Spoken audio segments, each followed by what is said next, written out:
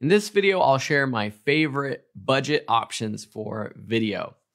So first, I want to think about what would the perfect budget camera look like for me. I would like it to have interchangeable lenses so that I can get that cinematic look, that shallower depth of field.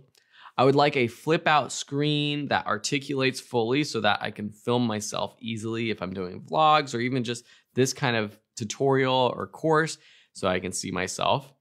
I would want something that has good autofocus. Lately, autofocus has become really good on video cameras and even DSLR and mirrorless cameras. So something with good autofocus would be great for me, especially for that sort of vlogging situation. So I'm not trying to focus on me myself. And something that has some internal stabilization as well. Again, for those vlogging situations where I'm out there and I'm filming myself or I'm filming a scene, doing documentary work, having that internal stabilization would look great. Now, before I go into these specific options that I like, I do have to preface this by saying that cameras are coming out all the time. And by the time I literally say the words that I'm saying in this video, there's probably going to be a new camera out. There's going to be new cameras out that have higher resolutions, better sensors, more options, yada, yada, yada. And so it's impossible to create a video that encompasses that across time. We would literally have to be updating this video every other month, depending on what brand is coming out with what camera at that time. So while I mentioned specific models and brands in this video, know that when you're watching this, there might be a newer version of that camera. There might be a different version that has come out that has better options. So definitely do your research.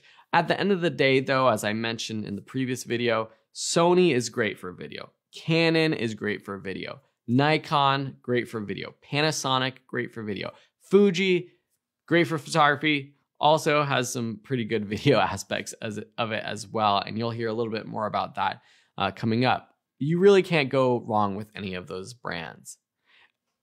I also want to say that if you have questions, just let us know.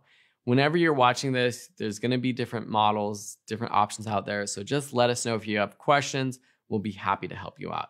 But I do want to mention some options that I think would be great that are in that $2,000 range and then the under $1,000 range. For that around $2,000 mark, for a camera body and maybe a basic lens. It might go up if you're getting a better lens. There's a few options out there that I really like.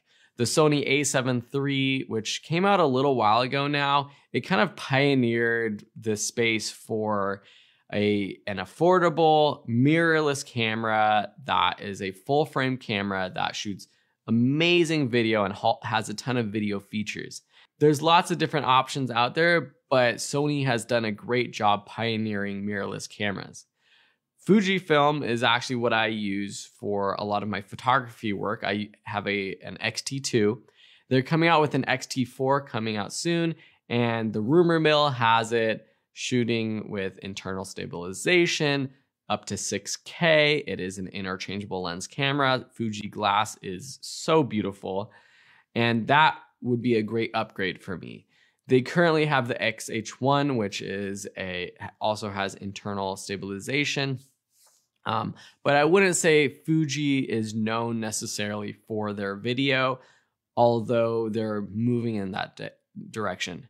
Canon has the EOS R series, which is their foray into the mirrorless world, and that has a ton of great reviews. And the Nikon Z series is another great mirrorless option. And all of those are going to be around the 2K mark for the body of the camera. For under $1,000, I would go with a Sony a6000 series camera. So the a6000 series camera has the a6500, 6300, 6700, and in the future, probably the 6800 or the 6900. But those are great under $1,000 cameras to start out with. And then the Canon Rebel DSLR series is a great one too.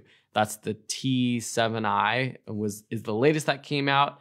But if you can get your hands on even like a T5i that's used, you can get a pretty sweet deal for a camera that is great for getting started with. Now, what if the sky's the limit in terms of how much you can spend on a camera? There are some other options out there. I would definitely look at more of the digital cinema camera option. If you're serious about like documentary work, independent filmmaking, Canon makes a great series. The C200 is a great option. That's kind of like it's not cheap, but it's kind of the entry level cinema camera. You can also get a C100, which is cheaper and still good. And that's actually what I'm using right now. The C300, C500, those really start to get more professional. Sony and Panasonic also make their own lines of cinema cameras as well. But if it were up to me, I would choose something like the C200. All right, like I said, if you have any questions about specific camera models, let us know. But hopefully this gives you kind of an idea of what I personally think are great options for getting started.